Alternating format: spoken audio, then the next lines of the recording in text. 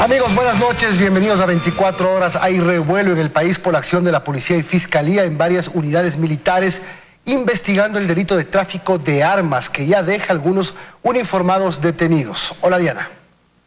Hola, Milton, amigos, buenas noches. El comandante general del Ejército lamentó las detenciones de miembros de las Fuerzas Armadas y se disculpó.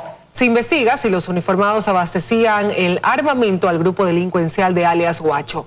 Empezamos con lo que las autoridades han llamado Operación Camaleón.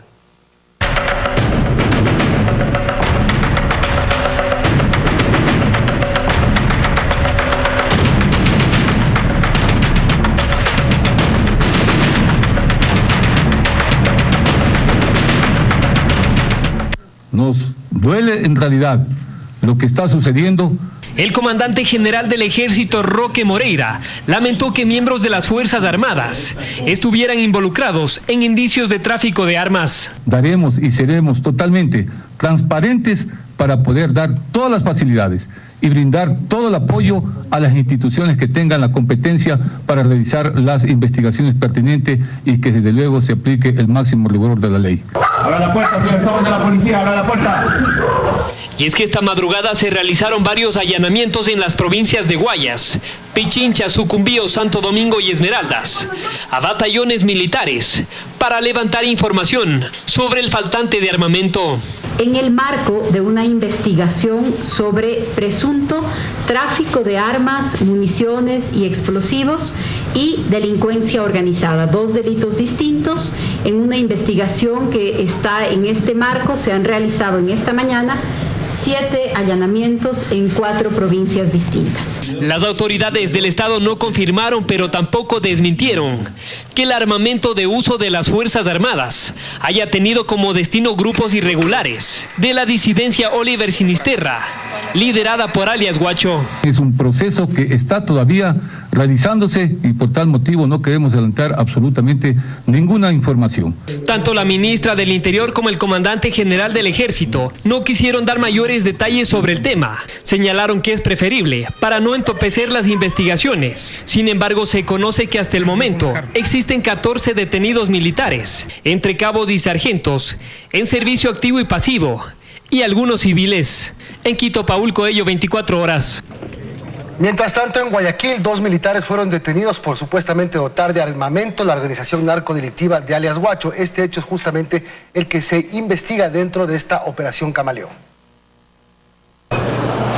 Fueron momentos en que los militares llegaban hasta la unidad de flagrancia en la Albán Borja, la mañana de este miércoles, donde fueron sometidos a exámenes médicos para luego trasladarlos esposados y custodiados por agentes de la Dirección de Inteligencia de la Policía Nacional en 2 camionetas. Esto como parte de la investigación transnacional por presuntamente estar implicados en el tráfico de armas para el grupo narcodelictivo de alias Guacho. Coordiné las acciones referente a los allanamientos aquí en Guayas, en razón de que es una investigación llevada por el fiscal de Unidad Quito.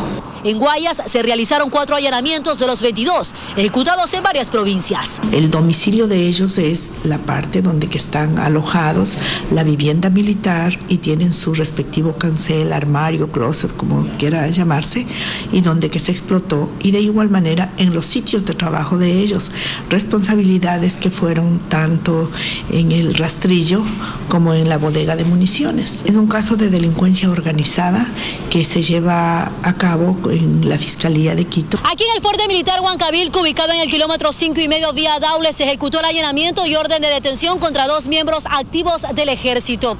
Un tercer militar fue detenido en la base aérea Taura, mientras el 4º miembro activo del Ejército fue detenido en su casa en la Cooperativa Unión de Bananeros, sur de Guayaquil. Los militares detenidos fueron trasladados a la provincia de Esmeraldas para la audiencia de formulación de cargos. Catalina García, 24 horas. En Esmeraldas se iniciaron las audiencias de los detenidos en el caso Camaleón. Nuestro corresponsal Carlos Chamorro se encuentra en la unidad de flagrancia para contarnos los detalles. Hola Carlos, cuéntanos cómo van las audiencias hasta este momento. Gracias compañeros en estudios, amigos televidentes, muy buenas noches. Las audiencias aún no se han iniciado aquí en Esmeraldas. Se espera que se prolonguen hasta el día de mañana. El día de hoy hubo un gran movimiento aquí en la unidad de flagrancia debido a la llegada de los detenidos, familiares y abogados de los mismos. El operativo denominado Camaleón se inició con una investigación previa en Esmeraldas. Por eso los detenidos llegaron de las demás provincias hasta la unidad de flagrancia.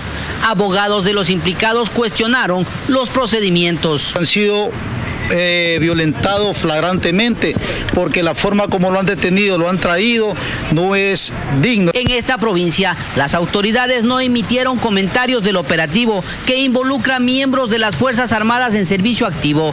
La madre de uno de los uniformados detenidos en este caso pidió que se investiguen los pormenores del mismo. 17 años fue a dar al ejército y ha estado en unas partes del país y nunca realmente ha tenido, ha sido felicitado su manera de ser, pero hoy en mi sorpresa le haber encontrado que mi hijo está involucrado en bandas, cosa que no lo voy a permitir. Planteamientos similares lo establecía otro de los abogados de una mujer que también fue detenida por este caso de venta de armas y municiones. La misma que es una agricultora del sector de San Lorenzo y por equivocación de la fuerza pública la están vinculando con esta investigación. Las evidencias del caso llegaron al igual que los implicados vía aérea y terrestre. Desde Esmeraldas, Carlos Chamorro, 24 horas. El resultado de las audiencias se los tendremos el día de mañana en nuestros siguientes enlaces informativos. Continuamos con ustedes en estudios. Muy buenas noches. Gracias por la información, Carlos, desde Esmeraldas.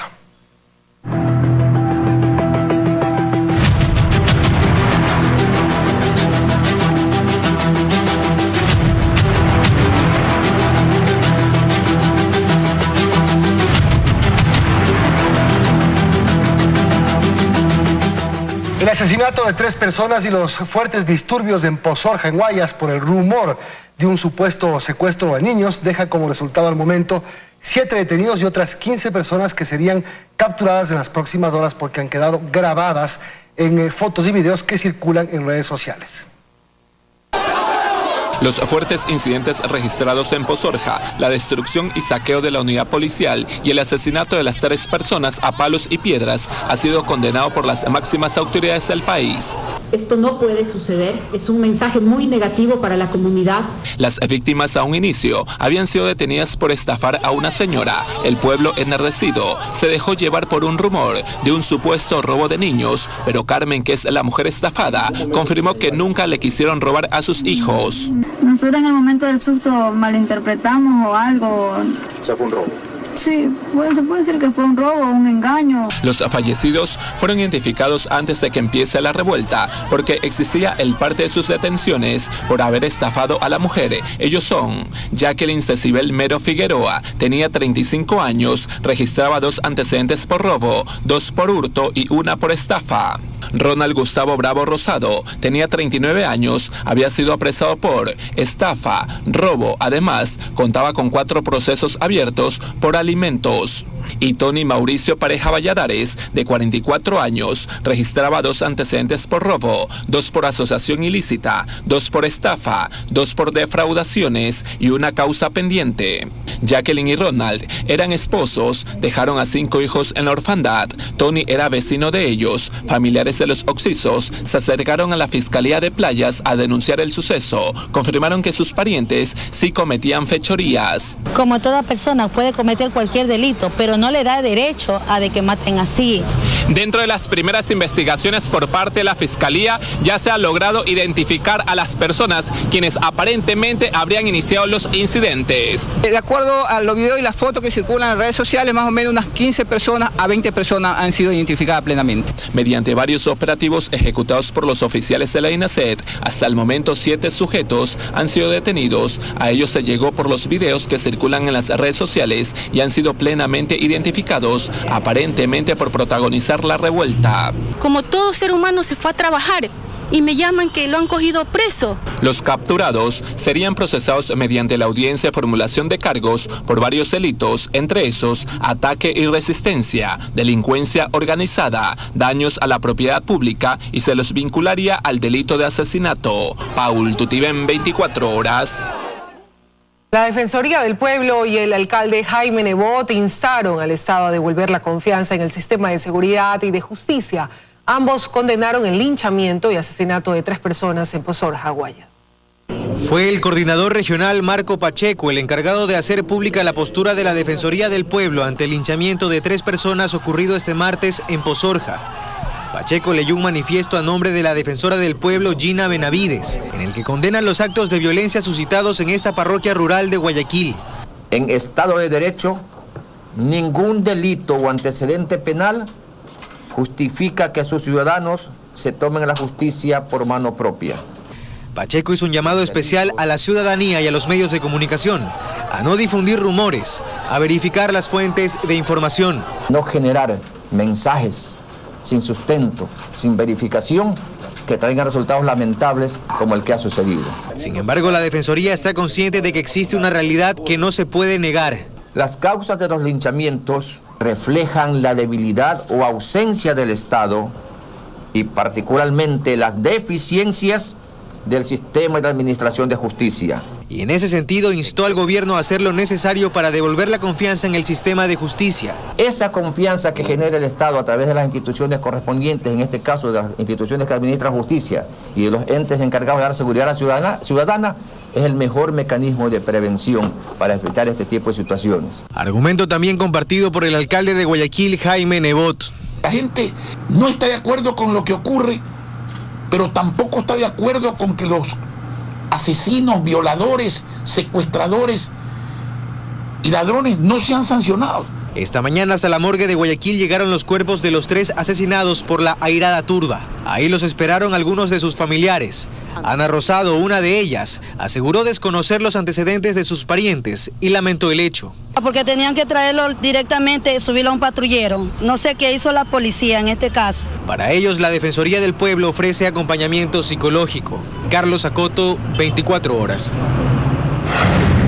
Fuertemente armados y en una camioneta llegaron varios antisociales hasta las instalaciones de una agencia bancaria en Marcavelí, provincia de El Oro, de donde se llevaron el dinero. Un video aficionado muestra a los delincuentes en el momento del asalto. Se observa en este video aficionado. 2 sujetos con ametralladora en mano aguardaban al pie de esta camioneta en pleno centro de Marcavelí, en El Oro. Ellos hacían la función de campaneros. Justo al frente de esta, la agencia de Ban Ecuador del pueblo. Segundos después, otros 2 sujetos también fuertemente armados llegaron hasta el automotor corriendo. Se embarcaron rápidamente y a toda velocidad huyeron. Es que habían venido asaltando a usuarios y empleados de la entidad luego de amedrentarlos con insultos y hasta con disparos. Escucharon como 2 o 3 tiros al aire. Nos tratamos de escondernos, entonces la compañía se esconde bajo el pulpito y yo bajo el pulpito de acá. A gritos les exigieron que se lancen boca abajo al suelo con las manos a la altura de la cabeza para que ellos puedan verlos. De inmediato empezaron a revisarlos para de los bolsillos, carteras y billeteras, llevárseles el efectivo y también sus teléfonos. Su principal objetivo era una mujer, una usuaria que había acabado de entrar con una fuerte cantidad de dinero a la entidad. Ha habido una señora de un depósito. Luego se dedicaron a amenazar a los empleados de Ban Ecuador, a quienes apuntaron y obligaron a entregarles más dinero. Se puede hablar de un monto tal vez de $30.000. Después de varios minutos de haber sido reportado el asalto, la policía llevó a cabo un operativo por aire y tierra que dejó como resultado la ubicación del vehículo implicado. El vehículo que se fugaron fue interceptado allá. Como es la modalidad, cambiaron de vehículo y también pues se dio la persecución de otro vehículo que supuestamente están dando la fuga. Pero no se logró atrapar a ninguno de los 5 involucrados. Los 2 que entraron a la agencia bancaria, los 2 que los esperaron y quien conducía la camioneta. Aunque versiones de quienes estuvieron dentro de la entidad aseguran que eran 8 en total. El hecho dejó únicamente a 2 personas heridas, el guardia de Ban Ecuador y la señora que iba a ser el fuerte depósito en la institución. Fueron instantes de gran conmoción y ahora en los pobladores de Marcavelí ha quedado el temor. El jefe policial informó que solo son 10 los agentes asignados para este cantón. Luisa María Heredia, 24 horas. El próximo 25 de octubre deberán comparecer el exfiscal Galo Chiriboga y su esposa para rendir su versión libre y voluntaria en el proceso de investigación previa que realiza la Fiscalía debido a una denuncia presentada por la pareja alemana Schladek, que lo acusa por la pérdida de su casa.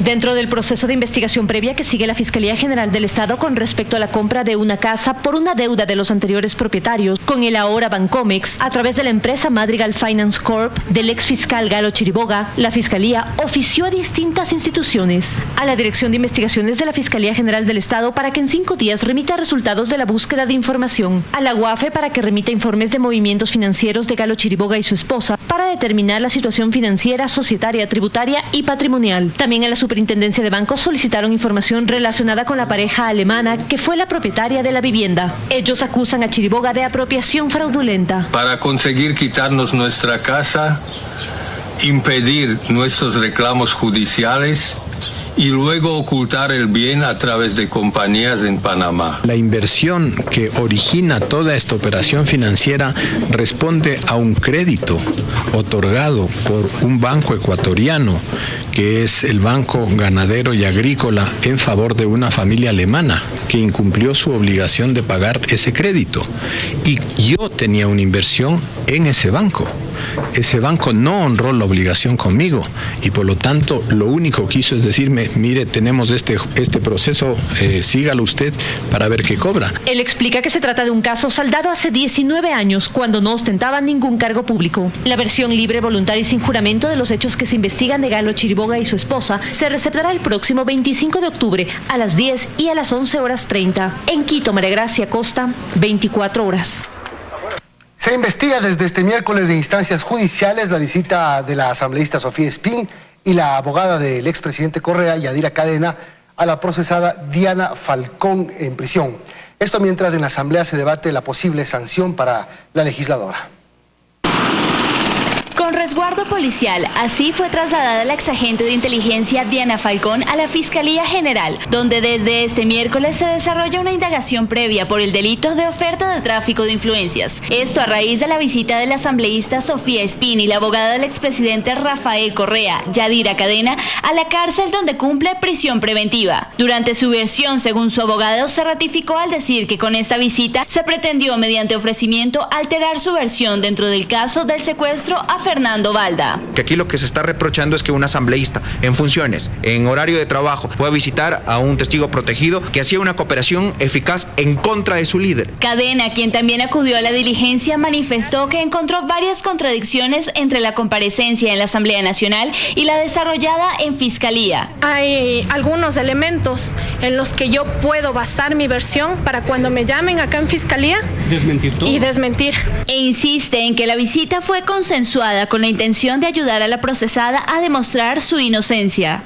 A pesar de todo, mi lealtad, mi solidaridad y mi defensa va a ser para Diana Falcón. Lo humanitario no se lo cree nadie. Esto mientras en la Asamblea Nacional se debate la posibilidad de sancionar a la legisladora Sofía Espín. Si se lee de manera más amplia, podría evidentemente encuadrar esa conducta, especialmente después de lo que dijo la testigo Falcón. Cualquier otra cosa menos que la destitución es una burla a los ecuatorianos. Si quisieran forzar, habría una sanción de 30 días, pero forzar una destitución es una cosa descabellada que no está contemplada en la ley. La comisión multipartidista que analiza la actuación de la asambleísta Sofía Espín deberá entregar hasta este viernes el informe al Pleno con la recomendación de sancionar o no a la legisladora. En Quito, Daniela Valencia, 24 horas. Más noticias. Del Consejo de Participación Ciudadana Transitorio pide a las 5 entidades que revisen las ternas enviadas para integrar el Consejo de la Judicatura Definitivo, para lo cual otorgó un nuevo plazo de 8 días.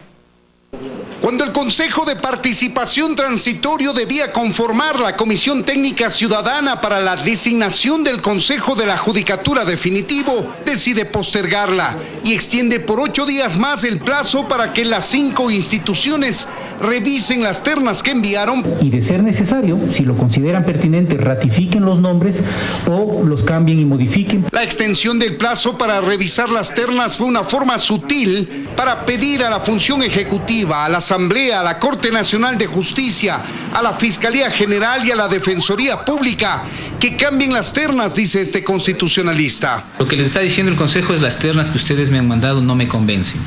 Y como no me convencen, revisen esas ternas, piensen si van a ratificar a los que están sugiriendo y, de preferencia, y esto se debe leer entre líneas, cambien los nombres de esas ternas.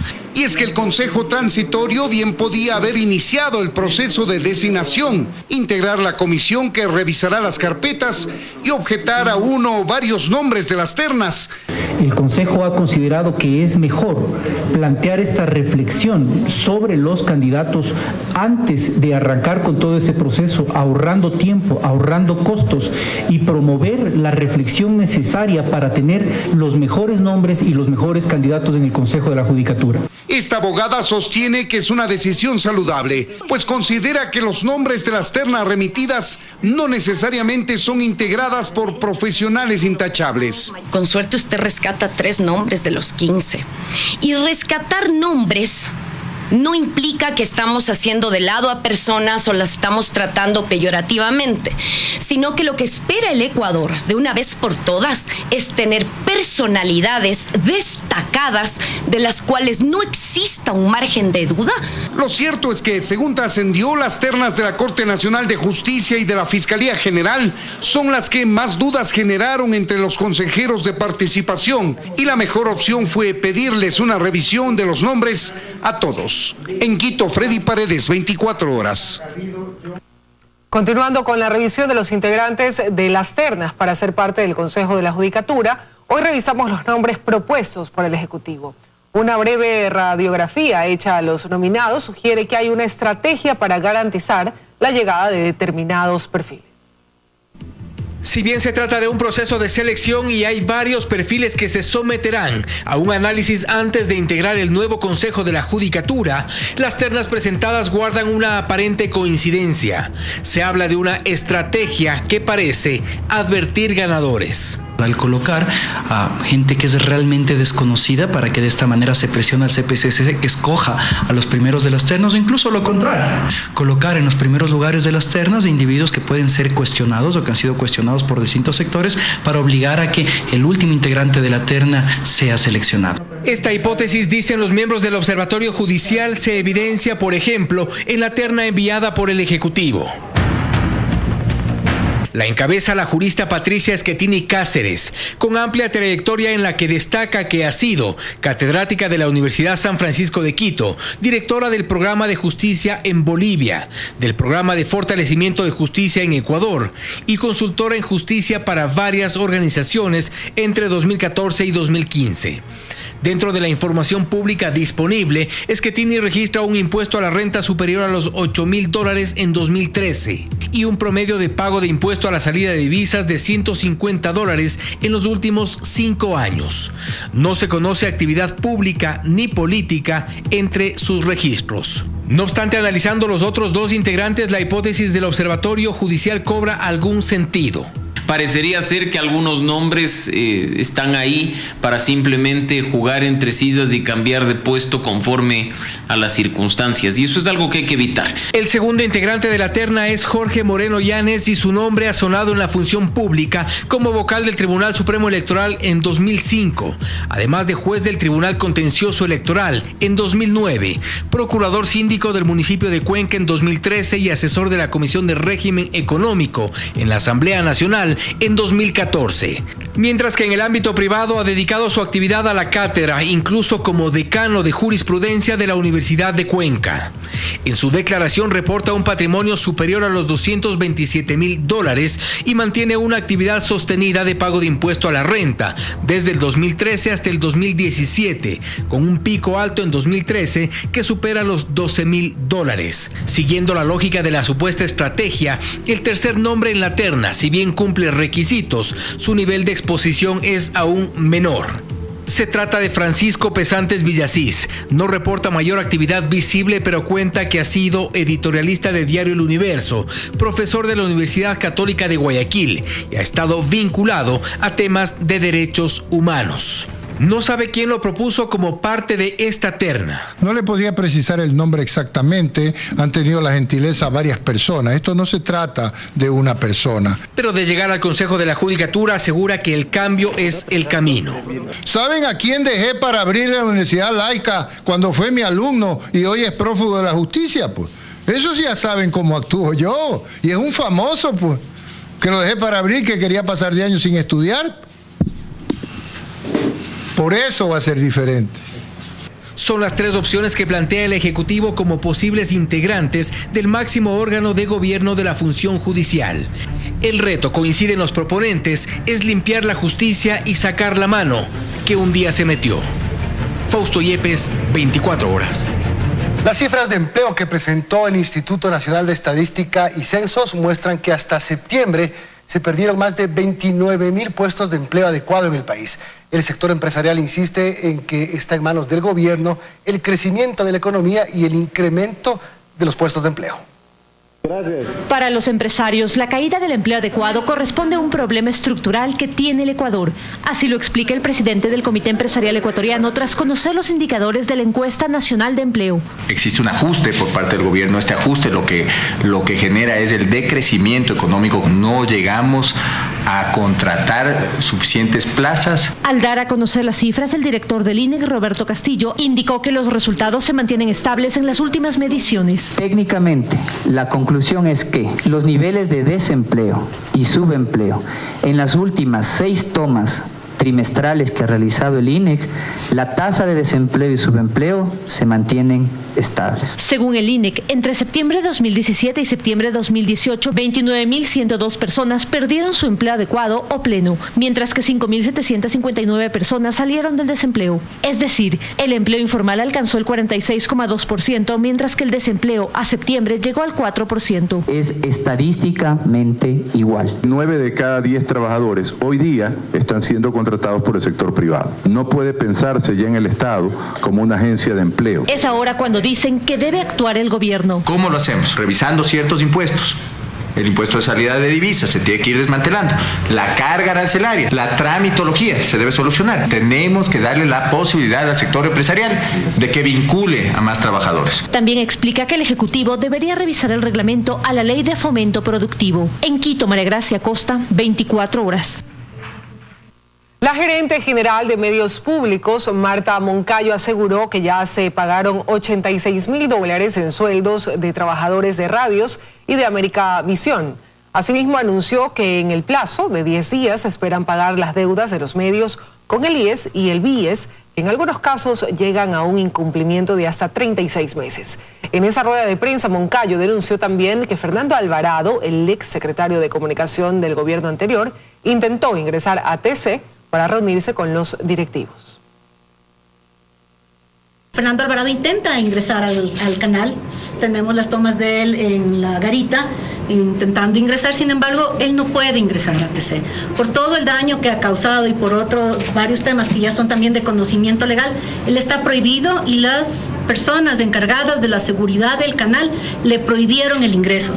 Si ha existido una reunión con equipo periodístico del canal, fue fuera de las instalaciones. Esto sería tremendamente lamentable, que haya personas que perteneciendo a TC y con toda la lucha que el equipo está produciendo y haciendo y dando resultados, se hagan parte o se reúnan con personas que están sindicadas y justamente en un análisis de todos los informes de la Fiscalía sobre el daño y las pérdidas que han causado. El presidente de la República estuvo en Riobamba con la finalidad de mantener un diálogo con organizaciones sociales, del pago al IES, el incentivo a la producción y los recursos para la ampliación de la vía Riobamba-Ambato fueron algunos de los temas tratados hoy. El primer mandatario Lenín Moreno cumplió un recorrido en la ciudad de Riobamba. Aquí formó parte del encuentro con organizaciones sociales del país, en el segundo marco de la política del Gran Diálogo Nacional. En su discurso se refirió a los supuestos actos de corrupción del gobierno anterior. A esa pandilla que dejó saqueando los recursos del pueblo ecuatoriano, jalarles la oreja y decirles, miren, por lo menos tengan la vergüenza de aceptarlo, de aceptar la sanción y ojalá de devolver lo robado. Moreno aseguró que su gobierno devolverá las facilidades para el fortalecimiento productivo y también a la educación. Estamos devolviendo las escuelas a las comunidades, haciéndolas mejores, por supuesto. Estamos devolviendo además los centros médicos a las comunidades, haciéndoles mejores. Las medidas asumidas por el gobierno también comprenden un análisis en el sector público, sin atentar contra los derechos del trabajador. Estamos ejecutando, amigos, procesos de reclasificación y optimización del Estado, siempre pensando en protegerlos y en garantizarles remuneraciones dignas. En este encuentro se ratificó el pago al IES. Nuestro compromiso de saldar la deuda con el IES. El gobierno debe pagarle la deuda al IES. Nos representa miles de millones de dólares, mucho dinero, pero lo vamos a hacer. Su visita a Riobamba culminó con el recorrido de una empresa familiar beneficiaria de los créditos del Estado a migrantes que decidieron emprender en esta ciudad. Desde Chimborazo, Mercedes Chávez, 24 horas.